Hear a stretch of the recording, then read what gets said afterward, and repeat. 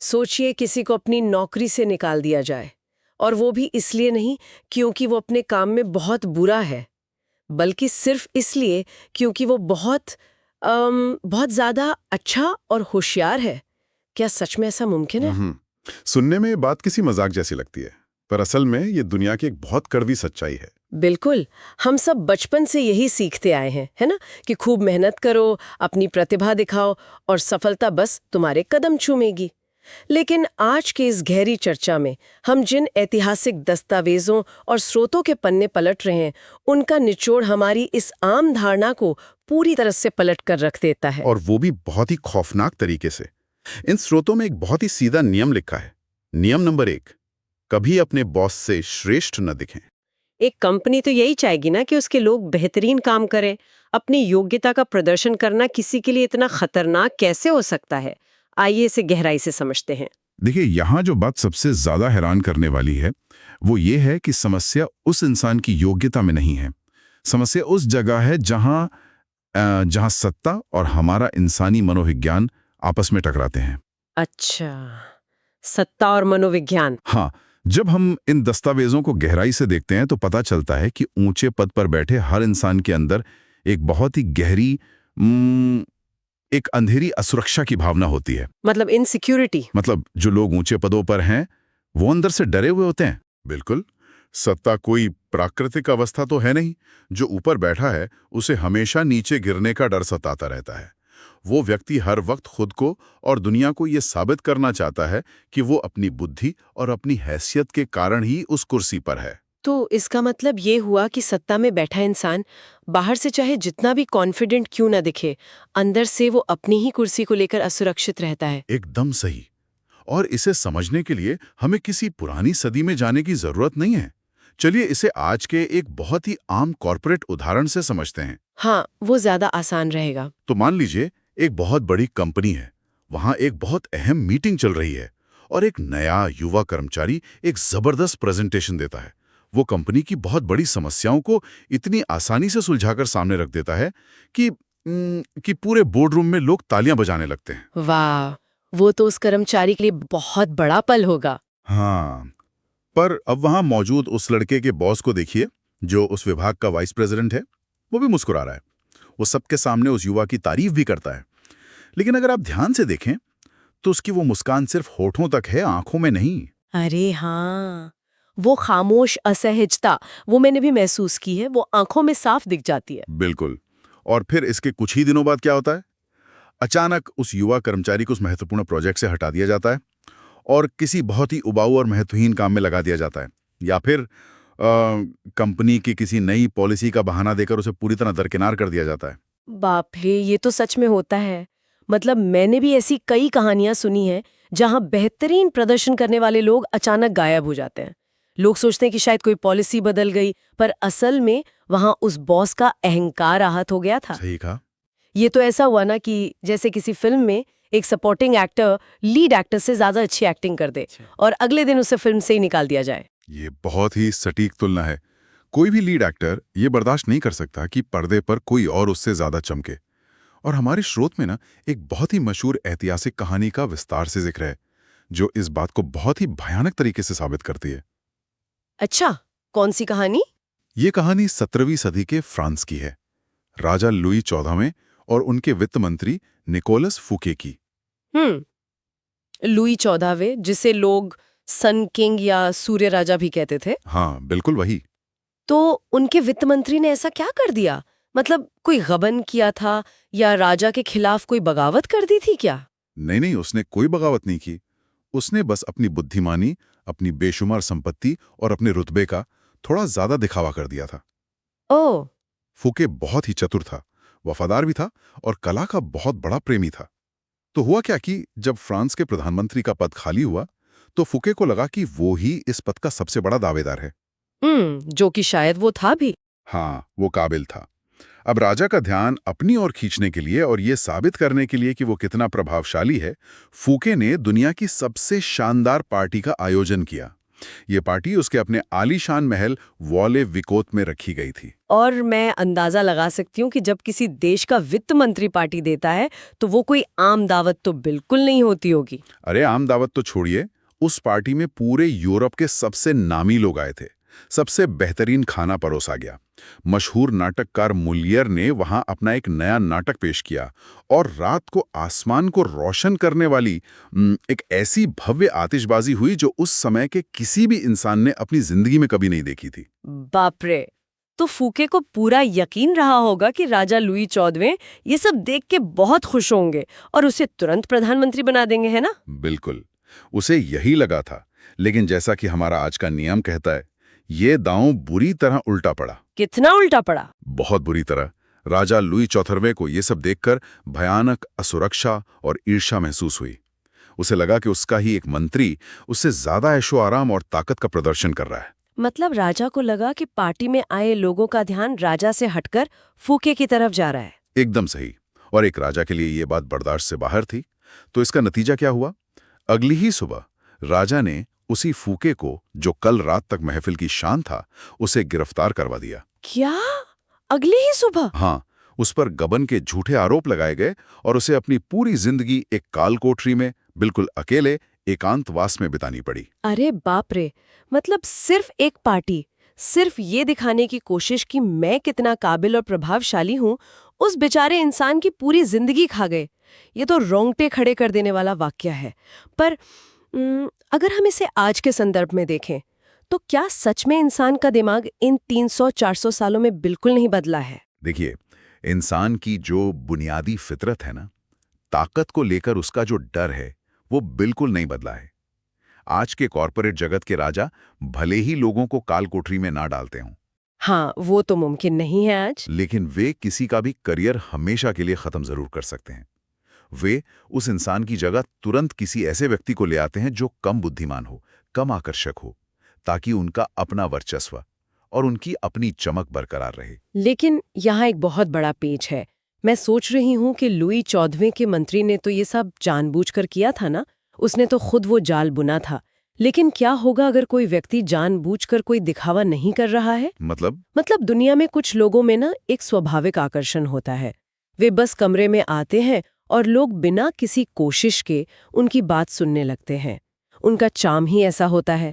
अगर किसी में ये करिश्मा प्राकृतिक रूप से है और वो बिना कोई कोशिश किए ही अपने बॉस से ज्यादा शानदार दिख रहा है, तो क्या तब भी उसे इसका खामियाजा भुगतना पड़ेगा? हमारे स्रोतों के अनुसार ये स्थिति तो और भी ज्यादा खतरनाक है। और भी ज्यादा खतरनाक? वो क्यों? क्योंकि देखिए, जो दिखावा हम जानबूझकर करते हैं, उसे हम अपनी मर्जी से किसी भी समय रोक सकते हैं, है ना? लेकिन अगर किसी का स्वाभाविक व्यक्तित्व ही इतना प्रभावशाली है कि वो दूसरों पर भारी पड़ने लगे, तो उस इंसान को तो 24 घंटे सतर्क रहने की जरूरत है। ये तो बहुत मुश्किल है। हाँ, यहाँ स्रोत एक बहुत ही गहरे शब्द का इस्तेमाल करते हैं। वो कहते हैं कि इंसान को आत्म प्रदर्शन के दैत्य से बचना चाहिए। आत्म प्रदर्शन का दैत्य? बाप रे, ये तो काफी भारी शब्द है ना? हर इंसान के अंदर ये इच्छा होती है कि वो अपने असली रूप को, अपनी खूबियों को दुनिया के सामने रखे, और यही वो दैत्य है जो हमें खतरे में डालता है। अगर किसी के पास ऐसा स्वाभाविक गुण है भी, तो उसे दबाने की कला सीखनी ही होगी। तो इसका मतलब ये है कि अगर कोई बॉस का बहुत ही खास चहेता है, जिस पर बॉस सबसे ज्यादा मेहरबान रहता है, उसे भी इस दैत्य से बचकर रहना चाहिए। क्योंकि अक्सर हम देखते हैं कि जो लोग बॉस के सबसे करीब होते हैं, वो सोचने लगते हैं कि अब तो उनके लिए सारे नियम बदल गए हैं, वो तो पूरी तरह सुरक्षित हैं। ये एक बहुत बड़ा और विनाशकारी भ्रम है, और यही भ्रम लोगों का पूरा करियर तबाह कर देता है। अच्छा। स्रोत्र में साफ तौर पर यह चेतावनी दी गई है कि अगर कोई बॉस का प्रिय है भी, तो उसे ये कभी नहीं मान लेना चाहिए कि वो अपनी मनमर्जी का हर काम कर सकता है। अक्सर बॉस के चहेते लोग बहुत ज्यादा ओवर कॉन्फिडेंट हो जाते हैं। हाँ, वो तो मैंने भी देखा है। लेकिन जैसे ही वे बॉस की चमक को फीका करने की कोशिश करते हैं या अनजाने में कर देते हैं, वे तुरंत उसकी नजरों से गिर जाते हैं। सत्ता में बैठा इंसान बहुत जल्दी अपने ही प्रिय लोगों से असुरक्षित महसूस करने लगता है। ये सब सुनकर तो ऐसा लग रहा है कि किसी भी समझदार और प्रतिभाशाली इंसान को हमेशा बेवकूफ बनकर ही रहना चाहिए। मतलब क्या कोई और रास्ता ही नहीं है क्या अपनी प्रतिभा को पूरी तरह से कुचल देना, उसे हमेशा के लिए मार देना ही आगे बढ़ने का इकलौता तरीका है? ये विचार तो बहुत ही निराशाजनक लग रहा है मुझे। नहीं नहीं, इसे अपनी प्रतिभा को मारना नहीं कहना चाहिए, बल्कि ये अपनी प्रतिभा को एक चालाक और पर्दे के पीछे की रणनीति की तरह इस्तेमाल करना है।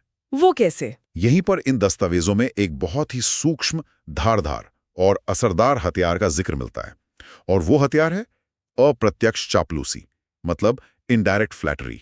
चापलूसी। लेकिन चापलूसी तो बहुत ही ओछी हरकत मानी जाती है ना। जो इंसान ऑफिस में बॉस के आगे पीछे घूमता है, उसकी हर बात में बस हाँ में हाँ मिलाता है, उसकी तो अक्सर बहुत खिल्ली उड़ाई जाती है। और कोई भी समझदार बॉस ऐसे इंसानों को तुरंत पहचान भी लेता है कि ये बस मक्खन लगा रहा है। बिल्कुल, और इसीलिए स्रोत में प्रत्यक्ष या सीधी चापलूसी से सख्त परहेज करने को कहा गया है। तो फिर अप्रत्यक्ष चापलूसी क्या है? देखिए, सीधी चापलूसी बहुत भद्दी होती है, वो साथ दिख जाती है, बॉस भी असहज हो जाता है। लेकिन अप्रत्यक्ष चापलूसी एक बेहद बारीक कला है। ये इतने छिपे हुए तरीके से की जाती है कि सामने वाले को पता भी नहीं चलता कि उसके अहंकार की मालिश की जा रही है। मैं समझ सकती हूँ कि जानबूझकर थोड़ा कम होशियार दिखना या थोड़ी मूर्खता का नाटक करना एक तरीका हो सकता है, लेकिन इंसान हमेशा बेवकूफ तो नहीं दिख सकता ना। अगर कोई ऐसा काम है जहां बॉस को उस इंसान की विशेषज्ञता की सच में जरूरत है, तभी अप्रत्यक्ष चापलूसी कैसे काम करेगी? यहीं पर इस रणनीति का असली जादू दिखता है। मान लीजिए कि कोई व्यक्ति किसी तकनीकी काम में अपने बॉस से बहुत ज्यादा माहिर है। उसे पता है कि वो समस्या को अकेले ही बहुत बेहतरीन तरीके से सुलझा सकता है, लेकिन उसे ऐसा करना नहीं चाहिए। तो फिर वो क्या करे? उसे जानबूझकर अपने बॉस के पास जाना चाहिए और उसके अनुभव के खजाने से सलाह मांगनी चाहिए। अच्छा, मतलब मैं सब कुछ जानती हूँ, समाधान मेरी जेब में है, फिर भी मैं बॉस के पास जाऊंगी और कहूंगी, सर मुझे इस स्थिति में समझ नहीं आ रहा क्या करूं, आपके पास इतना अनुभव है, आप बताइए मुझे कैसे आगे बढ़ना चाहिए। बिल्कुल सही। और सोचिए, इससे मनोविज्ञान के स्तर पर क्या होता है। जो सत्ता में है उसे अपना ज्ञान और अपना तजुर्बा दुनिया के सामने दिखाने का बहुत शौक होता है। हाँ, ये तो है। जब कोई उसे सलाह मांगता है तो बॉस को लगता है कि उसकी अहमियत बहुत ज्यादा है, उसे अपनी श्रेष्ठता का एहसास होता है। इसके उलट अगर कोई कर्मचारी सारे मुश्किल काम खुद ही निपटा ले और कभी कोई मदद न मांगे, तो बॉस धीरे धीरे उसे खतरे के रूप में देखने लगता है। बॉस को लगने लगता है कि इस इंसान को तो मेरी कोई जरूरत ही नहीं है। बिल्कुल। ये तो बहुत ही चतुराई भरा कदम है। इससे बॉस का अहंकार भी संतुष्ट हो गया और काम भी आगे बढ़ गया। लेकिन एक बात बताइए। हाँ, पूछिए। अगर बात किसी ऐसे क्षेत्र की हो जहां विचार ही सब कुछ है, जैसे कोई क्रिएटिव फील्ड, मान लीजिए किसी के पास एक ऐसा शानदार और क्रांतिकारी आइडिया है जो पूरी कंपनी की दिशा ही बदल सकता है, क्या तब भी उसे वो आइडिया छिपा लेना चाहिए? एक रचनात्मक इंसान के लिए अपने ही सबसे बेहतरीन विचार का क्रेडिट किसी और को दे देना, ये तो अंदर से तोड़ देने वाला अनुभव होगा। हाँ, मैं मानता हूं कि ये भावनात्मक रूप से दर्दनाक जरूर हो सकता है, लेकिन सत्ता के खेल में लंबी पारी खेलने के लिए ये एक मास्टर स्ट्रोक है। स्रोत का बहुत ही स्पष्ट नियम है कि अगर किसी के विचार उसके बॉस से ज्यादा रचनात्मक हैं, तो उस विचार का सारा क्रेडिट सार्वजनिक रूप से बॉस को ही दिया जाना चाहिए। क्या बात कर रहे हैं? हाँ, इसे विचारों का दान करना कहते हैं। अपना आइडिया किसी और के नाम कर देना, ये असल जिंदगी में कैसे किया जा सकता है बिना खुद को पूरी तरह से मिटाए? इसका एक बहुत ही शानदार ऐतिहासिक उदाहरण है जो इन स्रोतों में दर्ज है। गैलीलियो गैलीली का उदाहरण। महान वैज्ञानिक गैलीलियो। हाँ, गैलीलियो ने दूरबीन का आविष्कार किया और बृहस्पति ग्रह के चंद्रमाओं की खोज की। ये तो विज्ञान के इतिहास की एक बहुत ही बड़ी घटना थी। बिल्कुल थी। अब गैलीलियो चाहते तो इसका सारा श्रेय खुद ले सकते थे, लेकिन वे हमेशा पैसों की तंगी से जूझते रहते थे और उन्हें एक ताकतवर संरक्षक की बहुत जरूरत थी। अच्छा, तो उन्होंने क्या किया? उस समय इटली में मेडिसी परिवार सबसे ज्यादा ताकतवर था। गैलीलियो ने क्या किया? उन्होंने अपनी इस महान खोज को सिर्फ विज्ञान तक सीमित नहीं रखा। उन्होंने बृहस्पति के उन चंद्रमाओं का नाम ही मेडिसी परिवार के नाम पर रख दिया। बाप रे, ये तो एक बहुत बड़ा दाव था। उन्होंने दुनिया के सामने सार्वजनिक रूप से ये घोषणा कर दी कि बृहस्पति के ये चंद्रमा असल में मेडिसी परिवार के भाइयों का प्रतीक हैं, जो अपने पिता के इर्द गिर्द घूम रहे हैं। मतलब उन्होंने अपनी वैज्ञानिक खोज को मेडिसी परिवार की महानता साबित करने का एक औजार बना दिया। तो इसका नतीजा क्या हुआ? मेडिसी परिवार खुश हुआ? बहुत ज्यादा। मेडिसी परिवार का अहंकार 7वें आसमान पर पहुंच गया। उन्होंने गैलीलियो को जीवन भर के लिए अपना आधिकारिक दार्शनिक और गणितज्ञ नियुक्त कर दिया, और इस तरह गैलीलियो की सारी आर्थिक परेशानियां हमेशा के लिए खत्म हो गईं। वाह, ये तो ऐसा है जैसे आप गाड़ी तो खुद चला रहे, लेकिन स्टीयरिंग व्हील पर हाथ बॉस का रखवा दिया है। अब गाड़ी भी आपकी चुनी हुई मंजिल तक जा रही है और बॉस को भी लग रहा है कि पूरी दुनिया उसी के इशारों पर चल रही है। ये एक बेहतरीन रूपक है और इसी बात को समझाने के लिए स्रोत में 17वीं सदी के एक महान विचारक बाल्तेसर ग्रेशन की एक बहुत ही काव्यात्मक राय साझा की गई है। क्या कहते हैं वो? ग्रेशन सत्ता के इस पूरे खेल को ब्रह्मांड की एक व्यवस्था के रूप में देखते हैं। वे कहते हैं कि सत्ता के इस खेल में बॉस को हमेशा सूर्य मानना चाहिए। सूर्य मतलब सारी ऊर्जा, रोशनी और ध्यान का इकलौता केंद्र। हाँ, और जो भी व्यक्ति उस बॉस के अधीन काम कर रहा है उसे कभी भी वो बादल नहीं बनना चाहिए जो सूर्य की चमक को रोक दे। ग्रीशियन कहते हैं कि आसमान के सितारे हमें हर रोज यही सबक सिखाते हैं। सितारे? वो कैसे? देखिए, वे सितारे असल में सूर्य जितने ही चमकदार हो सकते हैं या शायद आकार में उससे भी कई गुना बड़े हो सकते हैं, लेकिन जब सूर्य चमकता है, जब दिन निकलता है, तो वे सितारे कभी भी सूर्य की चमक से मुकाबला करने की गलती नहीं करते। वो बड़ी समझदारी से खुद को छिपा लेते हैं और आसमान में नजर नहीं आते। बिल्कुल। ये सच में एक बहुत ही खूबसूरत और गहरी तस्वीर बनाता है दिमाग में। जब सूर्य चमकता है तो सितारे अपनी रोशनी छिपा लेते हैं। लेकिन ये सब सुनकर एक बहुत ही स्वाभाविक और चुभने वाला सवाल मेरे मन में उठ रहा है। जी, बताइए। क्या अपनी प्रतिभा को इस तरह से छिपाना, हमेशा एक कदम पीछे रहना, अपनी काबिलियत को किसी और के अहंकार की भेंट चढ़ा देना, क्या ये एक तरह की कायरता नहीं है? मतलब क्या पूरी जिंदगी किसी और की परछाई बनकर रहना ही सफलता का इकलौता रास्ता है? ये सवाल बहुत ही वाजिब है और सतह से देखने पर किसी को भी ये कमजोरी या कायरता ही लग सकती है। लेकिन अगर हम इन ऐतिहासिक दस्तावेजों और इन बारीक रणनीतियों की गहराई में उतरे ना, तो सच्चाई एकदम इसके उलट है। उलट कैसे है? अपने गुणों को छिपाना और बॉस के अहंकार को सहलाना ये कोई कमजोरी नहीं है, ये असल में परम शक्ति हासिल करने की एक सोची समझी रणनीति है। शक्ति? किसी के सामने झुकने और छिपने में शक्ति कैसे हो सकती है? क्योंकि जब कोई इंसान ऐसा करता है तो असल में वो बॉस के दिमाग को कंट्रोल कर रहा होता है। जब कोई जानबूझकर बॉस को ध्यान का केंद्र बनाता है तो वो बॉस कभी असुरक्षित महसूस नहीं करता, वो उस इंसान को अपने लिए खतरा नहीं मानता। अच्छा, और जब बॉस सुरक्षित महसूस करता है तो वो उस इंसान के लिए अपने आप रास्ते खोलने लगता है। बिल्कुल। जब कोई इंसान इस तरह से काम करता है तो बॉस उसे ईश्वर का दिया वरदान मानने लगता है, जिसके बिना उसका काम ही नहीं चल सकता। और यही वो अहम पल होता है जब तरक्की की रफ्तार सबसे तेज हो जाती है। जब असुरक्षा का बादल छंट जाता है तो बॉस तत्काल उस इंसान को ऊपर खींच लेता है। मतलब इस पूरी प्रक्रिया में जो इंसान ऐसा लग रहा था कि वो पीछे खड़ा है, वही असल में सारे मोहरे चल रहा था। एकदम सही। तो असल में ये पीछे रहकर पूरे खेल की बागडोर अपने हाथ में रखने का तरीका है। ये चर्चा सच में सोचने का एक बिल्कुल नया नजरिया दे रही है। दुनिया हमेशा वैसी नहीं चलती जैसा आदर्शवादी किताबों में लिखा होता है ना? सत्ता और सफलता की दुनिया इंसानी भावनाओं, उसके डरों और उसकी असुरक्षाओं के धागों से बंधी होती है। और यहीं पर यह सामग्री एक बहुत ही गहरा सवाल छोड़ जाती है जिस पर हर किसी को गहराई से विचार करना चाहिए। वो क्या है? जब भी किसी इंसान के मन में कोई बहुत ही शानदार विचार आए या उसे लगे कि वो किसी काम में सर्वश्रेष्ठ है, तो उसे एक पल रुककर ये तय करना होगा कि वो असल में चाहता क्या है। क्या उसे तुरंत मिलने वाली तारीफ और क्षणिक तालियों की गड़गड़ाहट चाहिए, या फिर वो बिना किसी शोर शराबे के सत्ता के शिखर तक पहुंचना चाहता है? तारीफ का शोर बनाम सत्ता की शांति, ये सच में एक ऐसा विचार है जो रातों की नींद उड़ा सकता है। तो चलिए आज की इस गहरी चर्चा को हम यहीं विराम देते हैं, लेकिन जाने से पहले मैं एक छोटा सा मानसिक अभ्यास देना चाहूंगी। हाँ बिल्कुल।